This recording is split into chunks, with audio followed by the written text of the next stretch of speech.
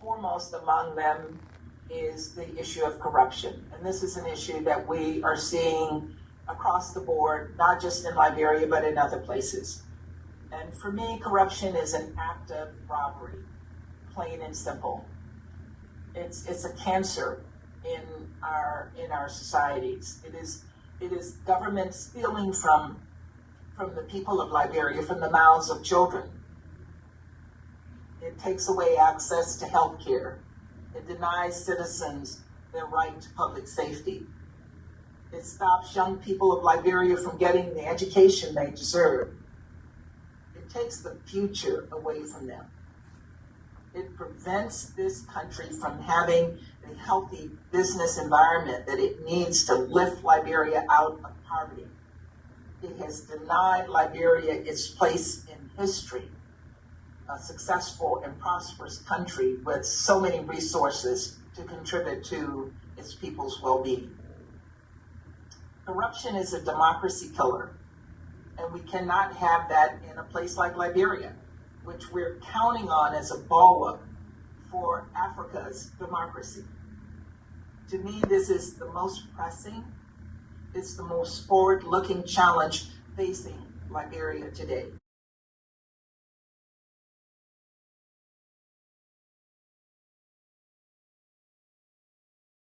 As president of Liberia, you came into power off the back of a peace deal that followed decades of war and violence and coups. You ended your mandate with Liberia's first successful democratic transition in 73 years. You're the first woman to lead an African nation, a Nobel Peace Prize winner. And yet some might say you've been more popular abroad than you have been at home. What do you say to them? Well, you know, I think that one really went around the country, where I spent a lot of time going into rural areas, being able to work with farmers and rural women and traders. And, you know, I found that I was very well connected with them. But also, if in the city, some of the positions I took were maybe not popular, then that's fine. But I also know that I had to be out there in the global community, being able to mobilize the support for Liberia, being able to restore Liberia's creditworthiness, being able to make sure that the partnership that we needed, was put in place to enable us to achieve our development goals. I'm very happy with what I was able to do. When you became president in 2005, you pledged a war on corruption. You called it, quote, a national cancer and, quote, public enemy number one. But then you yourself were hit with a variety of scandals, your government, and you later said you, quote, underestimated the cultural roots of corruption.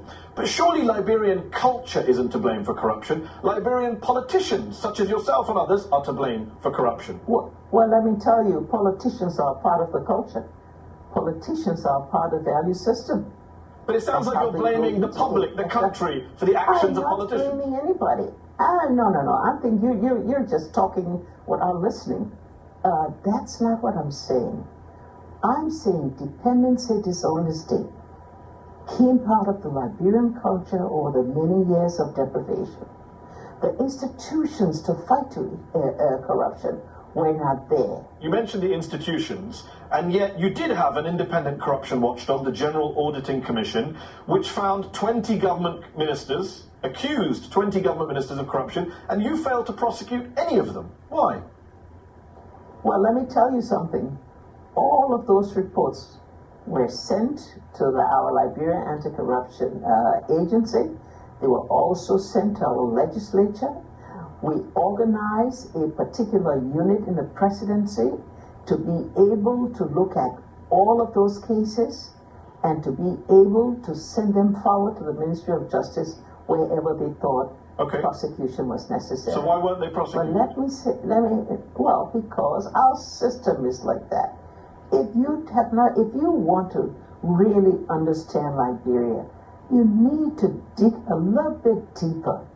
You need to understand our culture, our values, our systems, and the way to tackle it It's not always to just make a whole lot of noise about it, but to quietly build those institutions that are going to be long-lasting. What is it about your country's institutions and values and culture that led you to appoint 3 of your sons and your sister to top government positions? Something that led to your fellow Liberian Nobel Peace Laureate, Lema Bowie, to resign from her post as head of Liberia's Peace and Reconciliation Commission. Does she not understand Liberian culture or institutions? No. Well, let's put it this way. First of all, when I took office, if you're talking about one of my sons was always in place a couple of administrations before I took place, and I didn't fire him. Yes, I didn't think it was necessary to do so. If you're talking about the others where I needed a specialized skill to be able to achieve our objective of trying to mobilize the resources to tackle our major development programs, that's what I did. And frankly, will you please look around today at some other countries that have found themselves perhaps in similar position and have been able to put in place those particular countries close to them who they could trust? I'll leave that to you to do your research. Well, I've done my research. The British Prime Minister hasn't appointed any family members. The Canadian Prime Minister hasn't appointed any family members. The French President hasn't appointed any family members. The German Chancellor hasn't appointed any family members. I could keep going. Helen Johnson-Sirleaf. Good for them, is that all? Well, you were saying look at other countries. I'm saying it's not a common practice for presidents or prime ministers, certainly not in democratic nations, to appoint a bunch of family members to run various institutions. Well, look, let me put it this way. We're really going beyond this now. You know, let's deal with the real issues of Liberia. Let's deal with how we can help this country to succeed. You say let's deal with Liberia's real issues. No. You said you appointed family members for specialized skill sets. Your son Robert Sirleaf was appointed chairman of Liberia's national oil company. That company went bankrupt and $30 to $40 million US disappeared. What special skill set did he bring to the national oil company? No. First of all, let me just say, what you just said is a blatant lie. L-I-E, lie. You go look at the records. There is nothing about that company going bankrupt. So there were no problems at all at National Oil Company? The National Oil Company ran into because the 2 companies that were trying to exploit for oil, ExxonMobil and Chevron, could not find oil. They pulled out, and that meant that this company could not continue.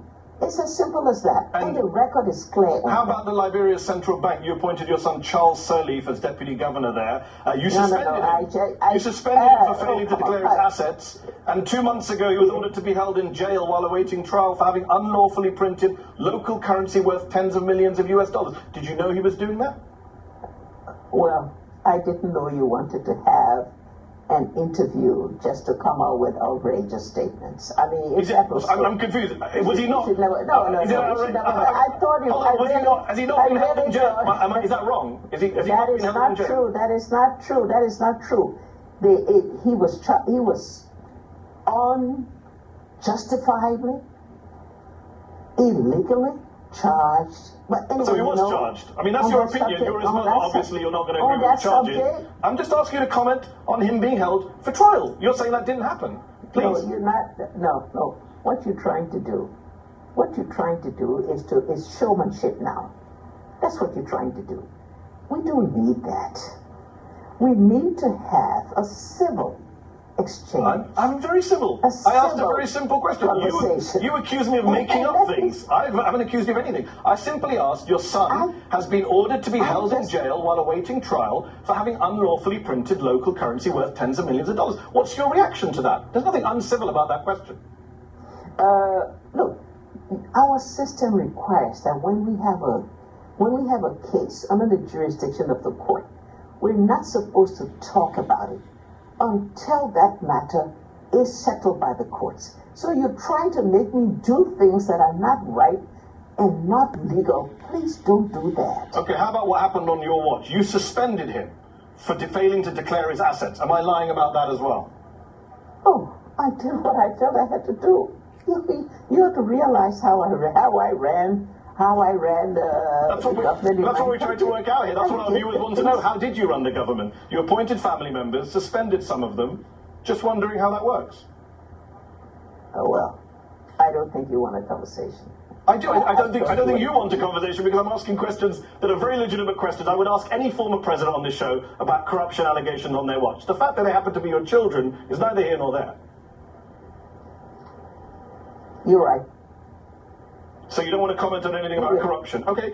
One of the other things critics line up against you for, you're criticised is for your former support of Charles Taylor, your predecessor, who's of course a convicted war criminal. In 2009, you formally apologised for having stood behind him. That same year, the Liberian Truth and Reconciliation Commission made a set of recommendations saying that a compensation scheme should be created, a dedicated war crimes court should be set up. You never took action on those things. Why not?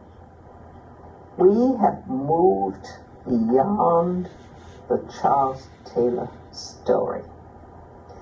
We have moved beyond all of those bad things that characterize our country.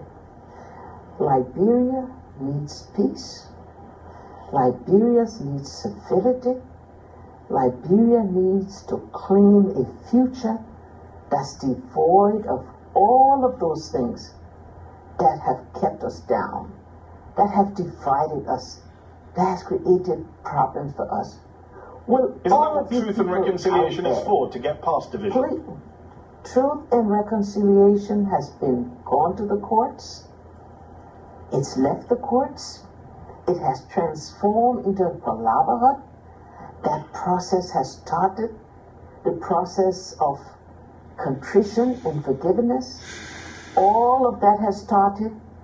And so I don't But you ignored the actual Commission on Truth and Reconciliation, which also accused you of financing and forming, quote, the warring factions in Liberia's civil wars. The report said that people, including yourself, should be banned from occupying public office for 30 years. Really? But then maybe you're not up to date on what's happening in our country. Maybe you forget that after that came out, I won 2 elections. Because you ignored the recommendation that said you shouldn't be allowed to run for office. No. That went to court. You see, you don't have enough information for the things you say. Okay. That's really unfortunate. Okay. This matter went to the courts. I didn't put it there. It went up to our Supreme Court. And a decision was taken. You cannot, this body did not have the legal powers to be able to judge people without giving them right of self-defense. It wasn't my case, it was somebody else's case. If you just take a little bit of time to understand the truth and the facts, then you won't have to say some of the things you say. Okay. It's not true then that the recommendation was for people not to run for office for 30 years. I just made that up. Well, again, you totally missed the point. Okay. We'll have to agree and disagree what the report says. People can look it up. One last question. You're one of the few African leaders to have led a peaceful democratic transition. When you look at the state of democracy in some other African nations and see how so many others, Libya, Zimbabwe, others, have failed to do the same, have had repeatedly contested elections, what's your advice to those other African countries and other African leaders? I think Africa is on the right track. When it comes to democracy, I think what we need is to make stronger institutions that will ensure that democracy is implemented, will ensure that participation of all citizens in societies are enhanced through their active collaboration to be able to achieve development goals. There will be a lot of those that take away from the successes we've had, from the progress we have. But I think the record is clear, the evidence is right there to see. Ellen Johnson-Sirleaf, thank you so much for joining me on Upfront. I'm not sure if I thank you, but let's say I'm glad it's over.